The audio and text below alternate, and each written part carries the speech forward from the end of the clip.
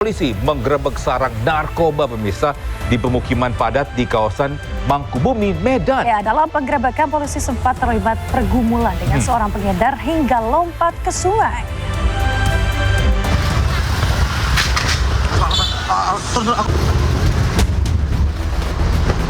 Aksi kejar-kejaran mewarnai penggerebekan sarang narkoba di kawasan Mangkubumi, Kota Medan, Sumatera Utara.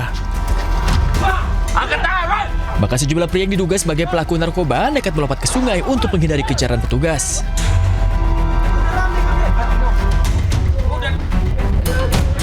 Meski demikian, polisi berhasil mengamankan 9 pelaku yang merupakan penjual narkoba. Polisi juga mengamankan 7 paket sabu siap edar, puluhan alat isap, serta sejumlah uang. Dalam menghindarkan narkoba, pelaku menyamarkan lokasi transaksi di sebuah hunian kos 2 lantai, serta bedeng terbengkalai di pinggir sungai. Berhasil mengamankan di 2 titik, yaitu sekitar estimasi 7 paket sabu-sabu yang akan diedarkan dan digunakan biasa di tempat ini, dan puluhan bong, ratusan plastik, di mana kami amankan 7 orang pemakai dan 2 orang kami nyatakan sebagai pengedar di 2 titik yang cukup meresahkan di Kota Medan ini. 9 pelaku yang ditangkap kini dibawa ke Polrestabes Medan guna proses penyidikan lebih lanjut. Polisi pun kini sedang mengejar pemasok narkoba untuk memutus rantai peredaran narkoba. Dari Medan, Sumatera Utara, Adi Palapa Harahap, A-News melaporkan. Ya, pemirsa, viral seorang debt collector diduga melakukan pemaksaan disertai ancaman dan penganiayaan di Cengkareng, Jakarta Barat. Ya, aksi ini pun membuat resah masyarakat. Udah bayar, Pak. Iya, makanya parkir, Ibu, jangan begitu. Viral seorang debt collector nekat masuk ke dalam sebuah mobil pengendara yang hendak ditarik paksa lantaran kredit pembayaran dianggap macet 3 bulan di kawasan Jalan Lingkar Luar Barat, Cengkareng, Jakarta Barat. Penagih utang tersebut ribut mulut dengan pengendara di dalam mobil, membuat korban menjadi ketakutan. Karena tindak pengancaman dan kekerasan kepada sopir mobil, korban yang tetap menjalankan laju mobilnya tanpa mengindahkan permintaan debt collector untuk menuju kantornya. Korban melaporkan kasus ini ke Polsek Cengkareng. Polisi dari Polsek Cengkareng bersama Polres Jakarta Barat bergerak cepat menangkap pelaku debt collector. Sempat terjadi keributan keluarga korban dengan rekan-rekan debt collector hingga dilerai polisi. Karena pihak keluarga korban tidak mau mencabut laporan dan berdamai dengan pihak pelaku, kasus yang dialami korban akan terus berlanjut sesuai hukum yang berlaku. Level mobil datang melaporkan kejadian ini ke Polsek Cengkareng. Polsek Cengkareng sama Satreskrim melakukan pencarian, penyelidikan siapa sebenarnya identitas dari pelaku ini. Kemudian diamankanlah pelaku ini di kantornya dan dibawa ke Polsek. Masyarakat dihimbau jangan ragu melaporkan kepada polisi dari setiap tindakan para debt collector di jalan yang tidak sesuai dengan prosedur dan melanggar hukum. Dari Jakarta, Miftahul Gani, iNews melaporkan. Pemirsa, tawuran antara pelajar terjadi di Jalan Raya Irigasi Cijengkol, Jonggol, Kabupaten Bogor. 1 pelajar tewas, 2 lainnya luka berat.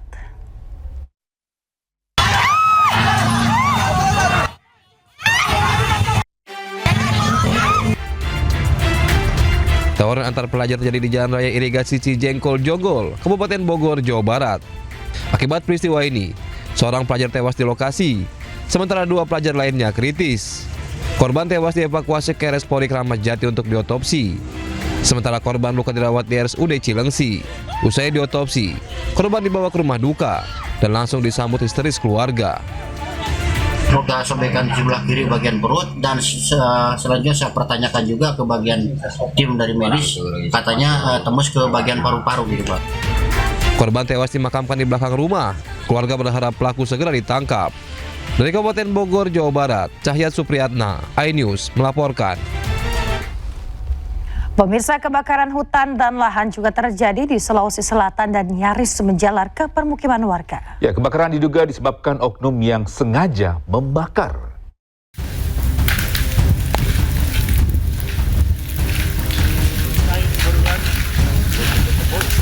Kebakaran hutan dan lahan terjadi di Kota Parepare, Sulawesi Selatan pada Selasa malam.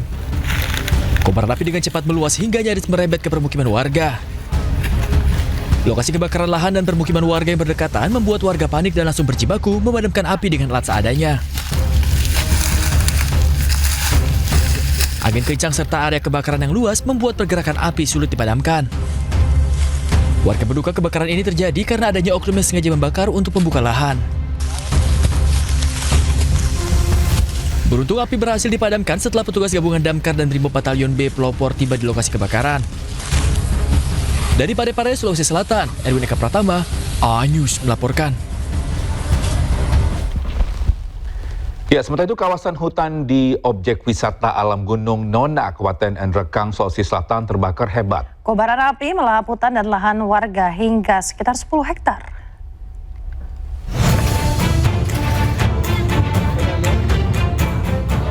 Kebakaran di objek wisata di Kabupaten Nrekang dengan cepat menjalar dan menghanguskan hingga sekitar 10 hektar kawasan hutan dan lahan warga. Petugas gabungan dari Kehutanan, Polisi, TNI, dan BPBD dibantu warga langsung berjibaku melakukan pemadaman api.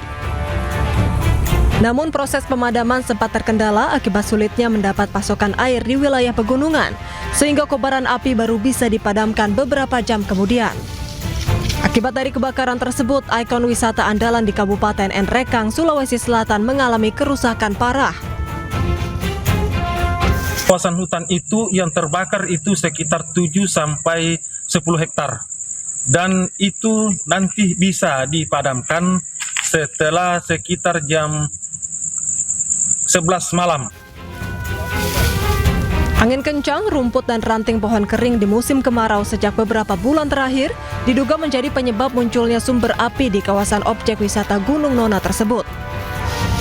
Masyarakat pun diimbau untuk menghindari melakukan pembakaran saat berada di lahan, mengingat saat ini terjadi kemarau panjang akibat fenomena El Nino yang membuat suhu panas meningkat.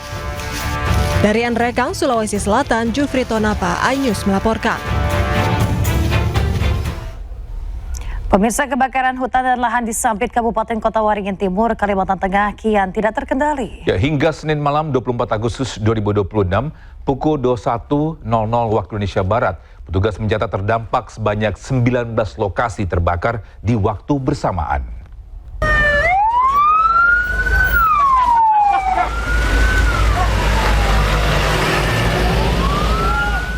Raungan sirine mobil pemadam kebakaran dari tim Posko Gabungan Karhutla Kabupaten Kotim hilir mudik menuju lokasi kebakaran.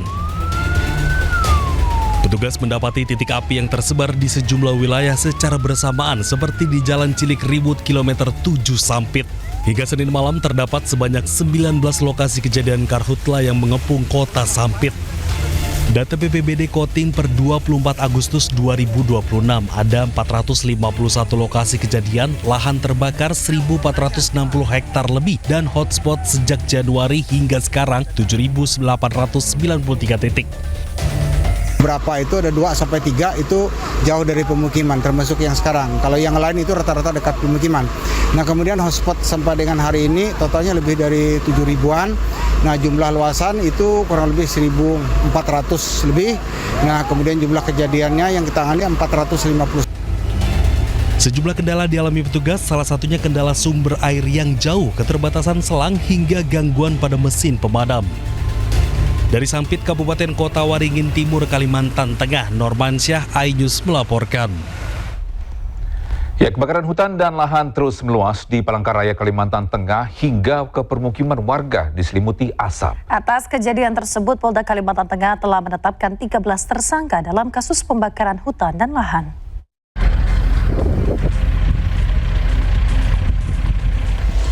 Kebakaran lahan di Palangkaraya, Kalimantan Tengah terus meluas. Lahan gambut di Jalan Bukit Palangka 7, Kecamatan Jekan Raya terbakar pada Selasa siang. Kondisi ini menimbulkan kabut asap pekat yang mengancam kesehatan warga sekitar. Kobaran api juga mendekati permukiman di Jalan Bangaris 23 Palangkaraya karena tiupan angin kencang dan lahan kering. Api yang membesar semakin mendekati pemukiman hingga sempat menimbulkan kepanikan warga. Jam 12 itu makin besar. Panik ibu tadi? Ya jelas panik, takutnya rumah sini. Terus nggak ada orang sama sekali. Panggil pemadam? Enggak ada, telepon RT. Terus bapaknya kerja tak suruh pulang. Buntut kebakaran hutan dan lahan di Kalimantan Tengah, petugas dari Polda Kalimantan Tengah menetapkan 13 tersangka. Kurang lebih ada 52 kasus yang dilakukan penyelidikan.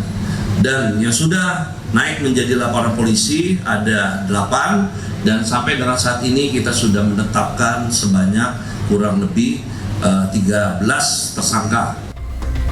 Tidak hanya menangani kasus karhutla yang melibatkan perorangan, Polda Kalimantan Tengah juga menyelidiki dugaan keterlibatan 4 korporasi.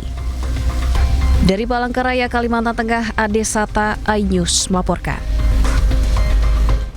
Pemirsa, Menteri Kehutanan Raja Juli Antoni melakukan kunjungan kerja ke Jambi dan juga menggelar rapat koordinasi penanganan kebakaran hutan dan lahan bersama tim Satgas Karhutla Jambi.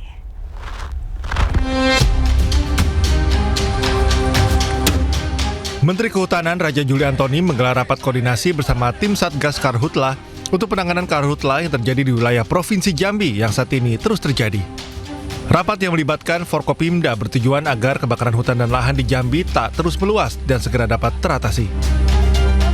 Satgas Karhutla Jambi akan melakukan operasi modifikasi cuaca yang dijadwalkan pada tanggal 27 hingga 30 Agustus 2026. Namun masih melihat kondisi awan yang dapat memicu timbulnya hujan. Menhub menyebut akan melakukan upaya penegakan hukum terhadap warga dan perusahaan yang membuka lahan dengan cara dibakar. Penegakan ini merupakan upaya dari efek jera terhadap pelaku pembakar hutan dan lahan yang mengakibatkan karhutla di Jambi. Kapanpun ada potensi awan hujannya, dan tidak hanya di tempat-tempat yang memang ada karhutlanya, tapi di seluruh Jambi yang ada potensi awan hujannya akan kita gelar operasi modifikasi cuaca. Pada intinya penegakan hukum ini tidak akan pandang bulu, ya, tidak akan tajam ke bawah dan tumpul ke atas. Ya. Yang besar kecil akan kita tindak secara tegas. Ya. Dari data sementara, total kebakaran hutan dan lahan di Jambi mencapai hampir 1.000 hektar yang tersebar di beberapa kabupaten di Provinsi Jambi. Dari Jambi, Adrianus Susandra, iNews melaporkan. Memasuki hari ke-11 penanganan bencana di Kabupaten Nagekeo, Nusa Tenggara Timur, tercatat 9.644 rumah warga mengalami kerusakan. Pasca gempa, warga berharap pemerintah membangun benteng untuk mencegah air pasang yang kian merusak rumah mereka.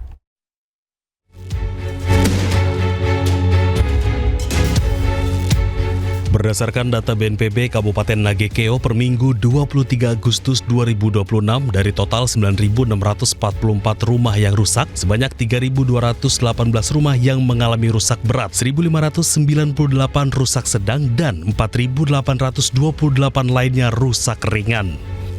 Besarnya dampak kerusakan tersebut membuat proses penanganan dan pemulihan terus dilakukan, terutama untuk memenuhi kebutuhan dasar masyarakat serta memulihkan fasilitas yang terdampak bencana.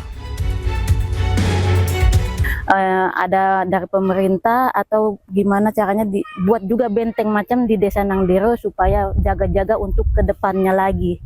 Begitu harapan kami di sini, buat benteng di tepi pantai.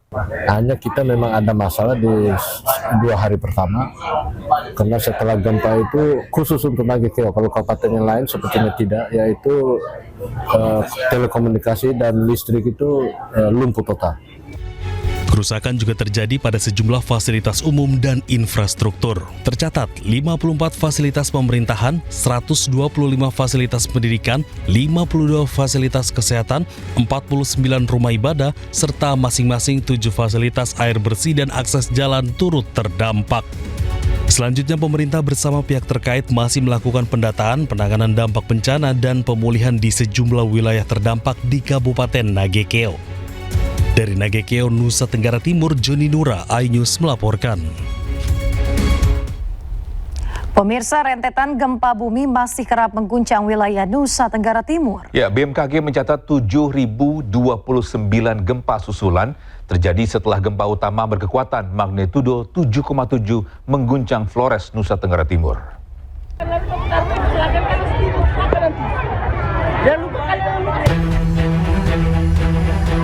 Aktivitas gempa susulan Flores masih dalam pemantauan Badan Meteorologi, Klimatologi, dan Geofisika atau BMKG untuk memastikan perkembangan kondisi kegempaan di wilayah Nusa Tenggara Timur. BMKG mencatat gempa susulan terbesar memiliki kekuatan magnitudo 6,2. Dari ribuan gempa susulan, sebanyak 32 gempa memiliki magnitudo di atas 5 dan tidak berpotensi tsunami. Selain itu, 141 gempa susulan dirasakan masyarakat di sejumlah wilayah terdampak. Total gempa susulan yang terjadi sebanyak 7.029 setelah gempa utama magnitudo 7,7 yang terjadi pada 15 Agustus lalu. Masyarakat diminta tetap waspada, namun tidak panik menghadapi aktivitas gempa yang masih berlangsung. Warga juga diimbau menjauhi bangunan yang mengalami kerusakan akibat guncangan gempa. Tim Liputan iNews melaporkan. Pemirsa, pengungsian di posko lapangan Berdikari, Nagikio sangat membutuhkan alas tidur untuk balita dan lansia. Selama ini mereka hanya tidur beralaskan tikar dan terpal yang tipis di tenda pengungsian.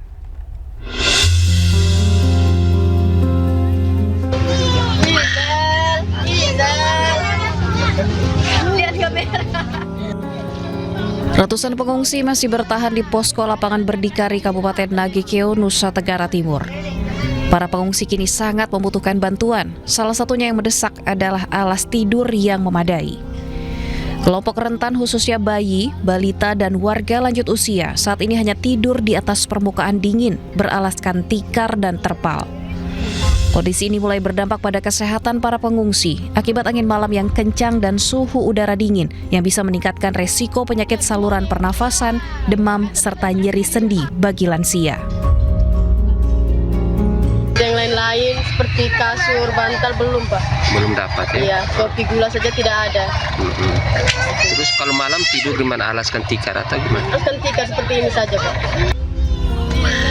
Pengungsi berharap bantuan fisik berupa alas tidur dan selimut dapat segera disalurkan untuk mereka demi mencegah makin memburuknya kondisi kesehatan para pengungsi.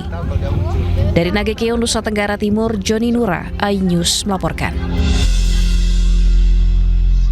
Ya, terima kasih masih bersama kami di Newsroom Pagi. Pemirsa, jelang aksi unjuk rasa di depan gedung DPR RI pada 27 Agustus mendatang, Aliansi Masyarakat Pati Bersatu mulai mempersiapkan bus keberangkatan menuju Jakarta. Ya, selain menyiapkan bus, massa juga menyiapkan sejumlah properti aksi seperti keranda jenazah.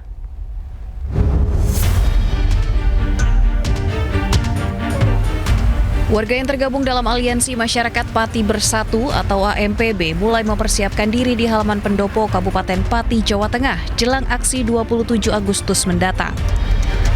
Rencananya 4 bus akan diberangkatkan dari Pati dengan total massa yang diberangkatkan sekitar 200 orang.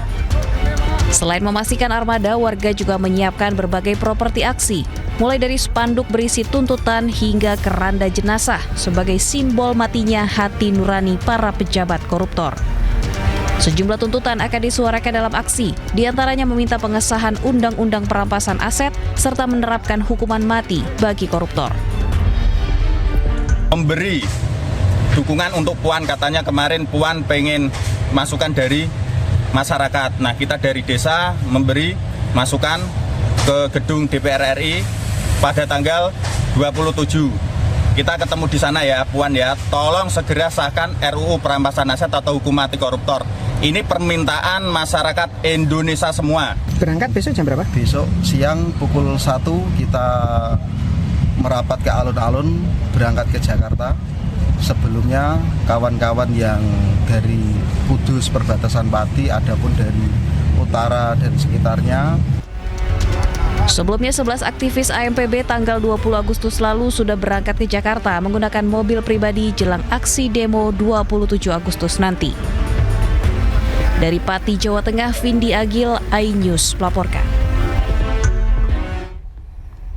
Pemirsa, bicara di samping Jokowi, Ketua Umum Projo Budi Ari menyinggung percepatan pergantian presiden. Ya, pernyataan Budi Ari membuat loyalis Prabowo menilainya tidak etis. Saya sampaikan, tadi saya sudah bisik ke Pak Jokowi, Pak, kok insting saya ini lebih cepat dari 29?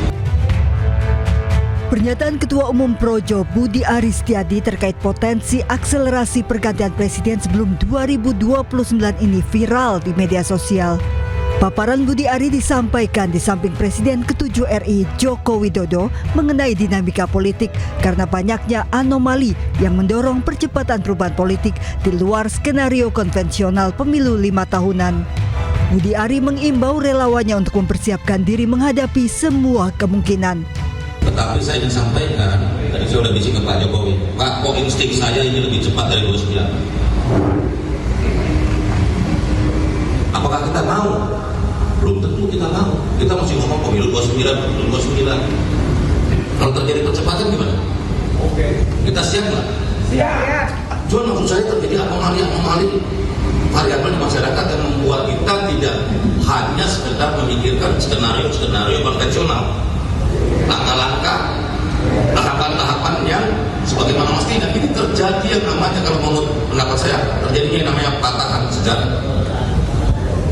Bagaimana tahun 97 tiba-tiba pemilu berikutnya 99. Dan potensi ini bukan tidak ada, sangat besar. Pernyataan Budi Ari menuai kecaman dan dinilai tidak etis oleh loyalis Prabowo. Bukan mau menggunting dalam tikungan, menggunting dalam lipatan, itu nggak etis ya.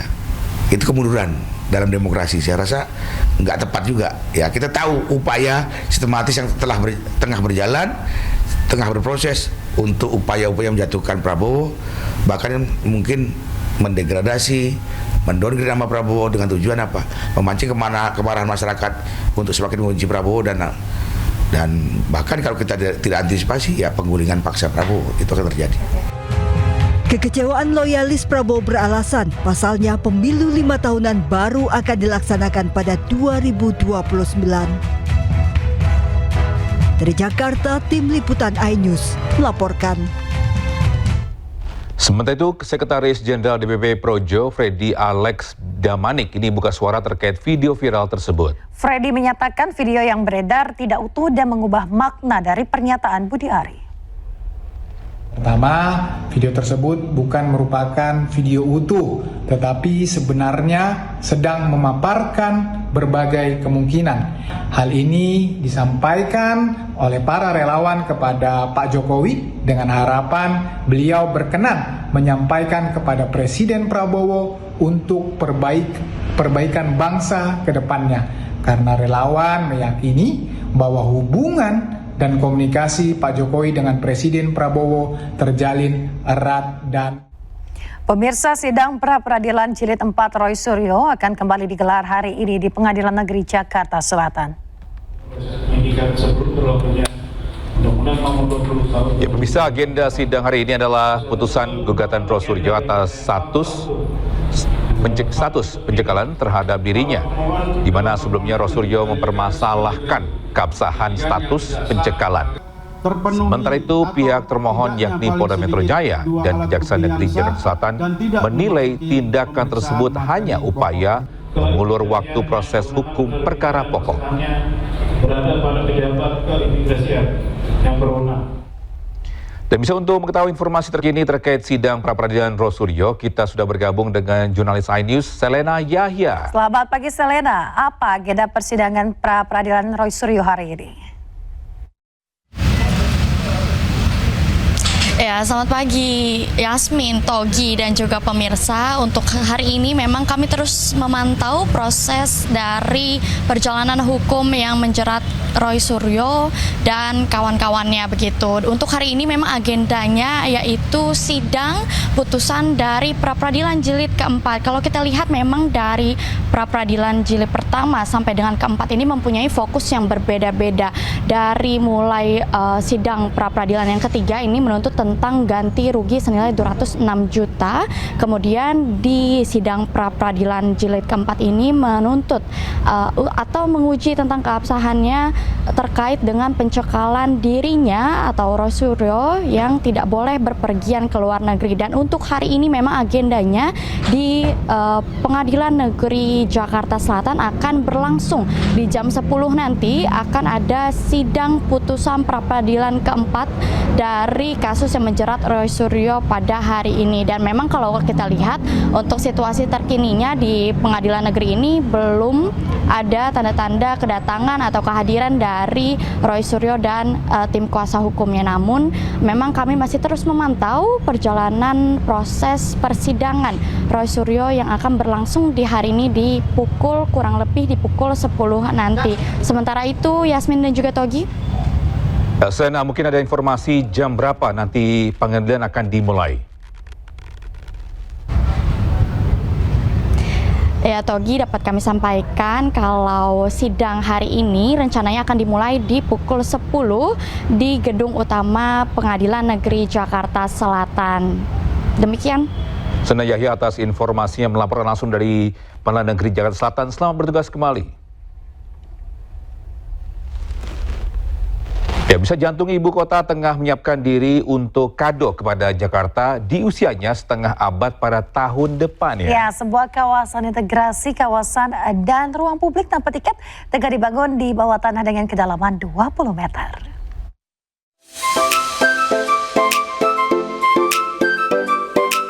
Saat ini ribuan warga Jakarta berlalu lalang menggunakan transportasi umum.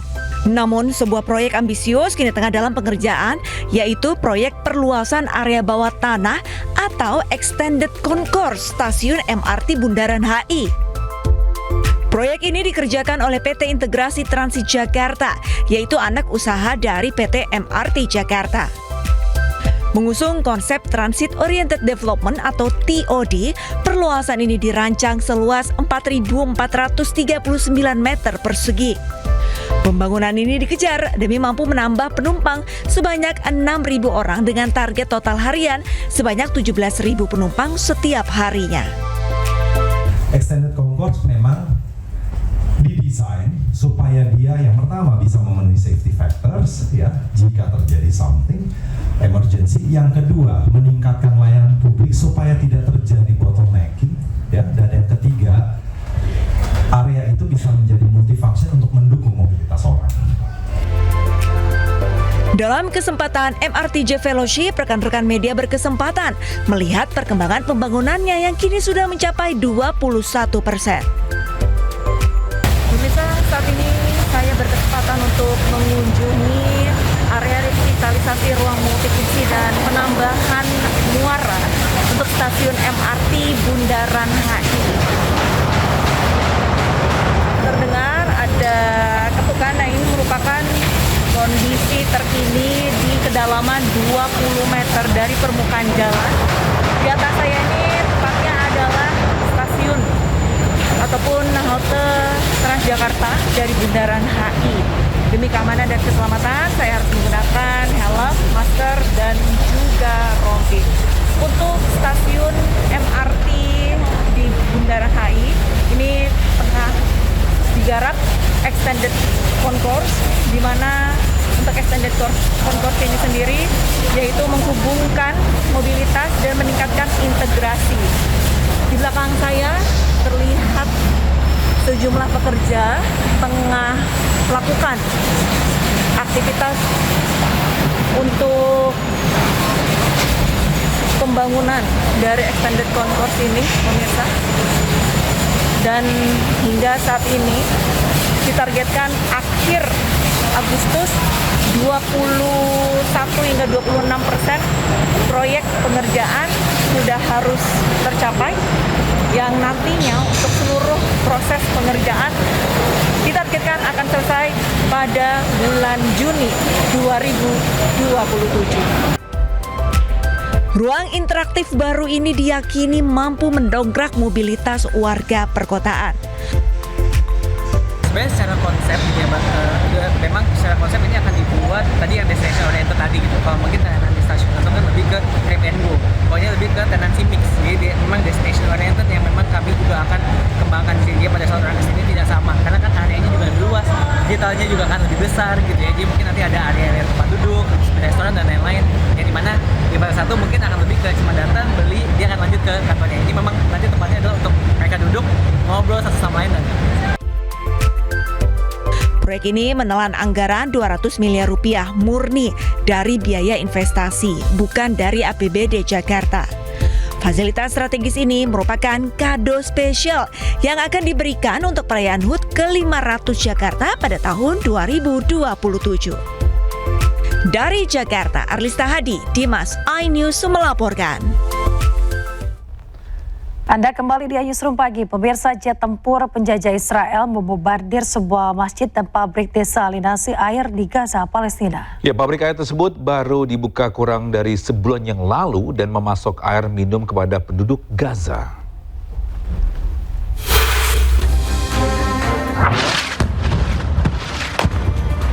Sebuah ledakan besar mengguncang lingkungan Sheikh Radwan di kota Gaza, Palestina, Senin siang. Serangan udara Israel menghantam pabrik desalinasi air yang baru dibuka dan sebuah masjid. Tim pertahanan sipil berjuang memadamkan api di dalam kawah yang besar yang terbentuk akibat ledakan. Akibat serangan brutal teroris Israel, fasilitas yang dibangun melalui sumbangan ini hancur lebur. دمار شيء هائل، شيء ما تتوقعوش العقل. هذا صاروخ تقريبا طن زي ما بيقولوا يعني. ادى الطابقين نزلهم في الارض تحت الطابق. الفحر حوالي 10 متر في الارض. حطت مياه للتحليه، محطه مدنيه بحته يعني. لا يوجد فيها اي شيء عسكري او شرطي او مدني او يمد صله لحماس.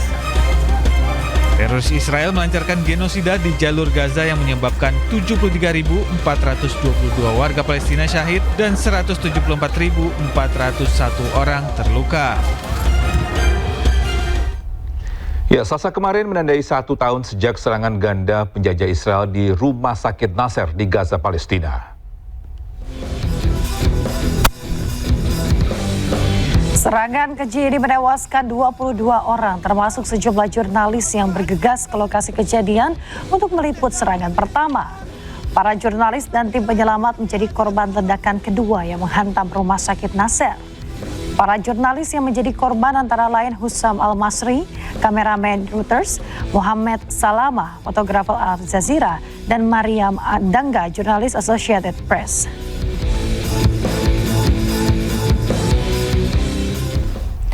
Pemirsa, warga Gaza kembali memakamkan puluhan jenazah yang ditemukan di bawah runtuhan rumah-rumah. Warga Gaza menguburkan 50 jenazah setelah ditemukan dari bawah runtuhan rumah-rumah yang hancur. Lebih dari 20 jenazah yang ditemukan ini diantaranya adalah anak-anak. Jenazah dimasukkan ke dalam kantong mayat dan dibungkus bendera Palestina.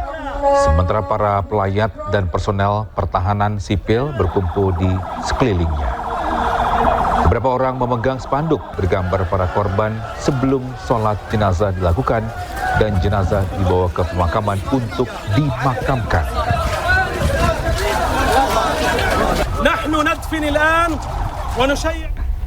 Pemirsa, tentara Zionis Israel menghancurkan sebuah sekolah di Nabatih, Lebanon Selatan. Aksi ini dilakukan sebagai bagian dari aksi pendudukan Zionis di Lebanon Selatan.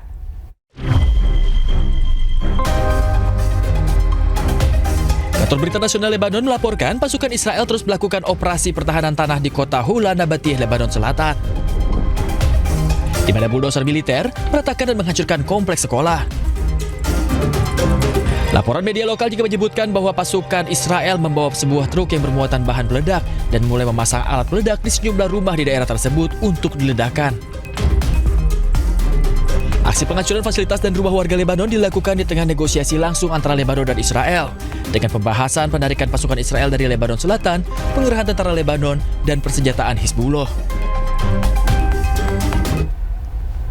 Pemirsa, Kepala Staf Angkatan Darat Pakistan, Marsikal Lapangan Syed Asim Munir bertemu dengan pejabat tinggi Iran di Teheran pada Senin kemarin. Ya, pertemuan ini adalah upaya lanjutan untuk memulai lagi diplomasi yang terhenti antara Amerika Serikat dengan Iran. Delegasi Pakistan diwakili oleh Kepala Staf Angkatan Darat Pakistan, Asim Munir, dan Menteri Dalam Negeri Pakistan, Mohsin Naqvi. Keduanya disambut di Teheran dengan beberapa pejabat tinggi Iran, yakni Ketua Parlemen Iran Muhammad Bagher Ghalibaf dan Menteri Luar Negeri Iran Abbas Araghchi. Kunjungan Pakistan ke Teheran ini sekaligus menandai babak baru terbukanya kembali hubungan diplomatik antara Washington dan Teheran untuk perdamaian.